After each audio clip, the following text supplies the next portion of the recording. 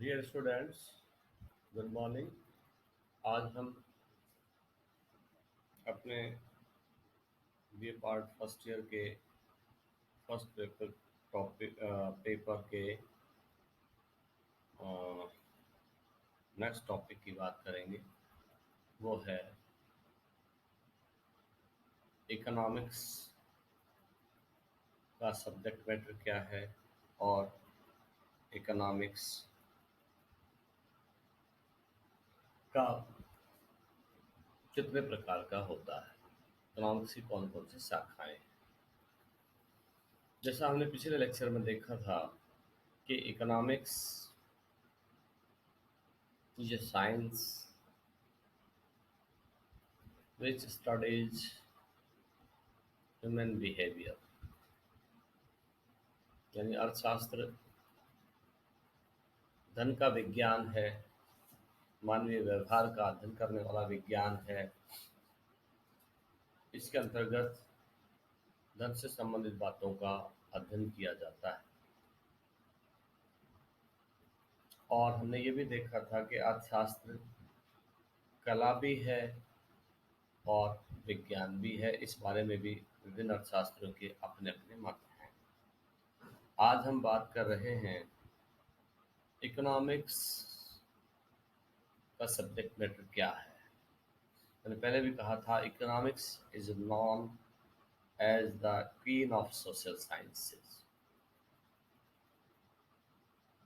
इसे समाज विज्ञान की क्वीन कहा जाता है। अर्थात सभी समाज विज्ञानों में अर्थशास्त्र का बहुत महत्वपूर्ण स्थान है, बहुत उच्च स्थान है। और यही वजह है कि इसको लेकर के विभिन्न अर्थशास्त्रियों में, विभिन्न समाजशास्त्रियों में एक बात कॉमन है कि अर्थशास्त्र सभी सामाजिक विज्ञानों का केंद्र बिंदु है। सभी गतिविधियां अर्थशास्त्र को लेकर के ही होती है। यहाँ कुछ चीजें हैं जो हम डिस्कस करेंगे। अर्थशास्त्र और economics studies economic activity of a man living in a society. यह समाज में रहने वाले मनुष्य के आर्थिक गतिविधियों का अध्ययन करता है। Economic activities are those which are concerned with efficient use of scarce means that can satisfy wants of man। बड़ी महत्वपूर्ण बात है कि उन आर्थिक गतिविधियों, आर्थिक क्रियाओं का अध्ययन करता है जो उपलब्ध स्केर्स रिसोर्स, दुर्लभ संसाधनों के द्वारा जिनकी पूर्ति होती है और वह पूर्ति to satisfy wants of a man, एक व्यक्ति की इच्छाओं की पूर्ति के लिए उसका उपयोग किया जाता है। यानी इसको हम इस तरह से समझ सकते हैं कि मनुष्य के पास उपलब्ध जो संसाधन हैं वो बहुत ही सीमित हैं, और सीमित संसाधनों के बीच मनुष्य की आवश्यकताएं अनंत होती हैं, आवश्यकताएं सीमित नहीं होती हैं। तो सीमित साधनों के बीच असीमित आवश्यकताओं की पूर्ति करने वाला विज्ञान अर्थशास्त्र कहलाता है। इससे स्पष्ट हो जाता है। इसलिए यहाँ एक तरफ सीमित संसाधनों की चर्चा की जाती है, वहीं दूसरी ओर असीमित आवश्यकताओं की भी चर्चा की जाती है।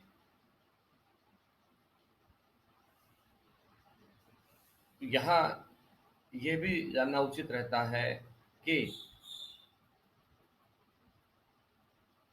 अर्थव्यवस्था में जब हम समग्र रूप से बात करते हैं तो उपलब्ध संसाधन अर्थव्यवस्था में भी सीमित हैं। उन संसाधनों का अधिकतम उपयोग मानव कल्याण के अधिकतम अ, संतुष्टि तक या मानव के अधिकतम कल्याण के लिए कैसे किया जाए ताकि उन साधनों का रैशनल यूज हो सके और विवेकपूर्ण उपयोग संभव हो सके और उससे अधिकतम आवश्यकताएं भी पूरी हो सके। ये एक द्वंद्व चलता रहता है। इसी द्वंद्व का नाम है अर्थशास्त्र और इसी द्वंद्व को सुलझाने की विधि भी अर्थशास्त्र बताता है। इस तरह से कहने का तात्पर्य अर्थशास्त्र के अंतर्गत most of the means of satisfying these wants are limited but because their supply is less than demand, यानी संसाधनों की आपूर्ति कम है और मानव या मनुष्य की डिमांड्स हैं, मनुष्य की मांग है वो बहुत अधिक है। और इस तरह से यह इस बारे में एक अ, विधि, एक तरीका सुझाता है जिसको हमने पिछले लेक्चर में पढ़ा था। अर्थशास्त्र एक कला है, how to satisfy those demands within the given limit of resources. तो अब ऐसी स्थिति में resources being scarce in nature ought to be utilized productively within the available means to derive maximum satisfaction। इन दुर्लभ संसाधनों या सीमित संसाधनों का उपयोग इस तरह से किया जाए ताकि मनुष्य की संतुष्टि का स्तर अधिकतम हो सके, मनुष्य का मानव कल्याण अधिकतम संभव हो सके, ये प्रयास किया जाए। The knowledge of economics guide us in making effective decision. ये है अर्थशास्त्र जो हमें गाइड करता है। जैसा मैंने पहले कहा कि ये विधि बताता है कि हम सीमित संसाधनों से असीमित आवश्यकताओं के बीच कैसे तालमेल बिठाएं ताकि साधनों का विवेकपूर्ण इस्तेमाल, रैशनल यूटिलाइजेशन भी हो सके और हम अपनी अधिकतम आवश्यकताओं का को पूरा करके अधिकतम कल्याण और अधिकतम संतुष्टि प्राप्त कर सकें। ये अर्थशास्त्र बताता है। Now we come to the second part of this lecture, subject matter of economics, यानी अर्थशास्त्र की विषय सामग्री क्या है। अर्थशास्त्र की विषय सामग्री मुख्य रूप से अ, आर्थिक गतिविधियों पर केंद्रित होती है। यह हमें बताता है कि हम किस तरह से सीमित संसाधनों का उपयोग करें ताकि हमारी असीमित आवश्यकताएं पूरी हो सकें। Subject matter of economics, it is concerned with the scarce or limited resources and unlimited wants.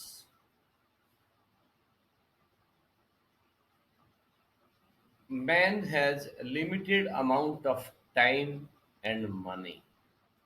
स्वाभाविक सी बात है कि व्यक्ति के पास मनी और उसके अलावा समय दोनों सीमित हैं।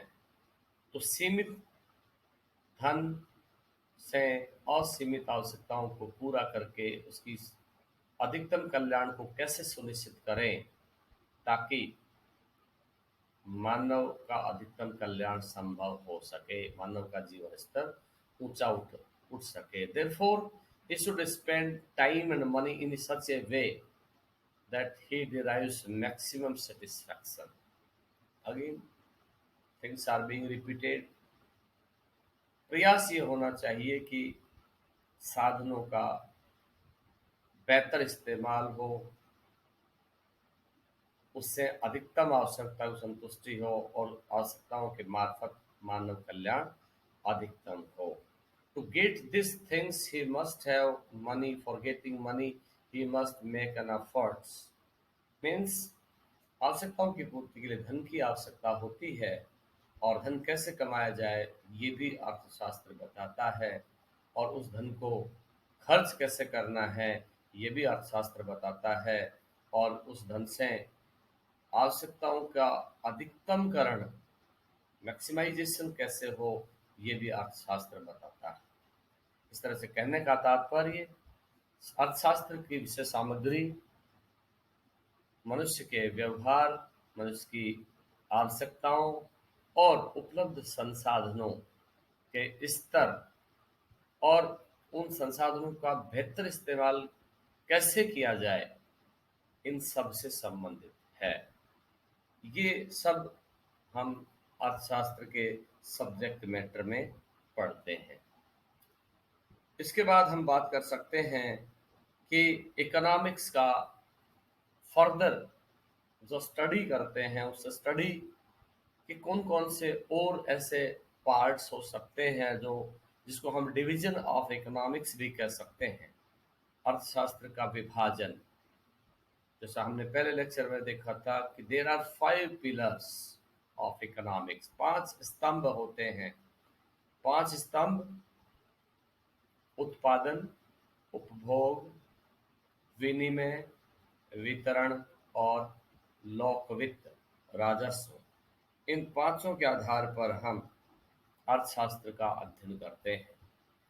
पहला है उत्पादन। उत्पादन का मतलब यह है कि क्रिएशन ऑफ यूटिलिटी, किसी भी वस्तु में उपयोगिता का सृजन, उस वस्तु में ऐसे गुण का सृजन किया जाए जिस गुण के आधार पर उस वस्तु से आवश्यकता विशेष की पूर्ति हो सके। इसलिए क्रिएशन ऑफ यूटिलिटी, उपयोगिता का सृजन,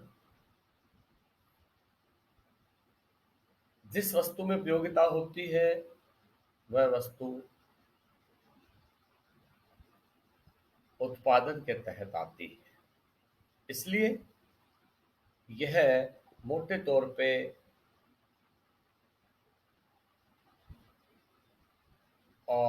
वस्तुओं के बनाने और उस बनाने की प्रक्रिया से संबंधित है। वस्तुओं का इस तरह से निर्माण हो कि उनमें उस गुण का सृजन हो सके, उस उपयोगिता का सृजन हो सके जो आवश्यकता विशेष को पूरा करने में मदद करती है, उसे उत्पादन कहते हैं। उत्पादन, production is a process which creates utility. It involves the process and method employed in transformation of tangible inputs like raw material, यानी जो कच्चा माल है, उस कच्चा माल का उपयोग करके हम वस्तुएं तैयार करते हैं और उनमें उस गुण का सृजन करते हैं जिससे गुण से आवश्यकता विशेष की संतुष्टि होती है। ऐसी वस्तु को हम उत्पादक वस्तु के रूप में जानते हैं। तो पहला हुआ उत्पादन। दूसरा है उपभोग, consumption. Consumption means the use of wealth to satisfy human wants. किसी वस्तु में विद्यमान उस गुण का उपयोग करके आवश्यकता के संतुष्ट करने से जो तृप्ति मिलती है, जो सेटिस्फैक्शन मिलता है, उसे एक तरह से उपभोग कहा जाता है, वस्तु को काम में लेना। It also means the destruction of utility और use of commodity and services to satisfy human wants. यानी किसी भी वस्तु का आवश्यकता विशेष के लिए, आवश्यकता विशेष को पूरा करने के लिए उपयोग करना, उसको काम में लेना, संतुष्टि को प्राप्त करना उपभोग कहलाता है। इसके बाद आता है तीसरा है विनिमय, एक्सचेंज। एक्सचेंज का मतलब transfer of goods from one person to the other. एक से दूसरे को वस्तु का हस्तांतरण एक्सचेंज कहलाता है, विनिमय कहलाता है। और यह दो व्यक्तियों के बीच में भी हो सकता है, दो राज्यों के बीच या दो देशों के बीच भी हो सकता है। और इसके अंतर्गत वस्तुओं का विनिमय किया जाता है, इसलिए ताकि उसका विनिमय करके उसके द्वारा प्राप्त होने वाले उपभोग को, उसके द्वारा प्राप्त होने वाले कल्याण को बढ़ाया जा सके। The exchange of goods leads to an increase in the welfare of the individual through creation of higher utility for goods and services। ठीक है। विनिमय इसलिए किया जाता है कि एक व्यक्ति से दूसरे व्यक्ति, एक देश से दूसरे देश में आपसी विनिमय करके उस वस्तु के उपयोग से आवश्यकताओं को पूरा किया जाए, कल्याण को अधिकतम किया जाए और इससे और अधिक उपयोगिता के उच्च स्तर को प्राप्त किया जाता है, इसलिए इसको विनिमय। चौथा है डिस्ट्रीब्यूशन। डिस्ट्रीब्यूशन का मतलब वितरण। Distribution of what? Distribution refers to sharing of wealth that is produced among the different factors of production। उत्पादन के साधनों के द्वारा जो वेल्थ क्रिएशन होता है, जो परिसंपत्तियां अर्जित होती हैं, उन परिसंपत्तियों का विभिन्न लोगों के बीच उसका वितरण करना, उस धन का बंटवारा करना। वो बंटवारा साधनों के द्वारा, उनके द्वारा किए जाने वाले योगदान के आधार पर मजदूरी के रूप में हो सकता है, उनका मेहनताना के रूप में हो सकता है। तो वेल्थ क्रिएशन कैसे होगा? वेल्थ क्रिएशन उत्पादन के संसाधनों का उपयोग करके और अधिक उत्पादन करने से होगा, और उस उत्पादन का बंटवारा साधनों के बीच इस तरह से किया जाए ताकि सभी साधनों को उनके योगदान के अनुसार हिस्सा मिल सके और एक तरह से समाज में सामाजिक न्याय और सामाजिक समरसता बनी रहे, साधनों का संपूर्ण रूप से उचित वितरण हो, आर्थिक रूप से उनका सही वितरण हो, और इस वितरण से समाज में समानता स्थापित करने में या विषमताओं को दूर करने में मदद मिलती है।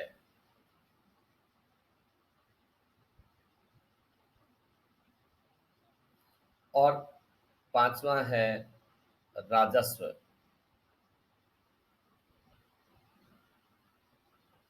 यानी लोक वित्त, रेवेन्यू। इसका तात्पर्य अर्थशास्त्र के उस शाखा से है जिसमें रेवेन्यू जनरेशन, संसाधनों का इस तरह से कॉम्बिनेशन किया जाए, संसाधनों का इस तरह से उनका उपयोग किया जाए कि उनके द्वारा उत्पादन को बढ़ावा मिले और उस उत्पादन को हम बेच करके, उस उत्पादन को निर्यात करके या उस उत्पादन को लोगों के बीच में उनकी आवश्यकताओं की पूर्ति के लिए उपलब्ध करवा करके हम और अधिक राजस्व, लोक वित्त, यानी और अधिक परिसंपत्तियां अर्जित करते हैं, राजस्व कमाते हैं। तो इस राजस्व का संग्रहण कैसे हो? How to collect revenue? Because for all developmental activities we need revenue. For budget making, budget बनाने के लिए हमें रेवेन्यू की आवश्यकता होती है। हमें संसाधनों से जो संपत्तियां अर्जित की जाती हैं उनकी आवश्यकता होती है। तो उन संपत्तियों के अर्जन से हम बजट बनाते हैं और बजट के मार्फत हम जो विकास के जो लक्ष्य रखे जाते हैं उन लक्ष्यों को पूरा करते हैं।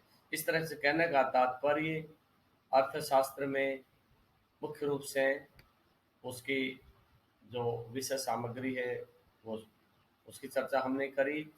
उसके अलावा हमने चर्चा करी कि डिवीजन ऑफ इकोनॉमिक्स और अर्थशास्त्र के और कौन कौन से 5 उपागम हैं, 5 स्तंभ हैं। इस तरह से कहने का तात्पर्य अर्थशास्त्र न केवल आर्थिक और मानवीय व्यवहार का अध्ययन करता है, बल्कि यह उत्पादन का भी अध्ययन करता है, उपभोग का भी अध्ययन करता है, वितरण का भी अध्ययन करता है, राजस्व का भी अध्ययन करता है और विनिमय से संबंधित गतिविधियों का भी अध्ययन करता है। इस तरह से कहने का तात्पर्य अर्थशास्त्र एक समग्र विज्ञान है and it is popularly known as queen of social sciences. यह समाज विज्ञानों के बीच बहुत ही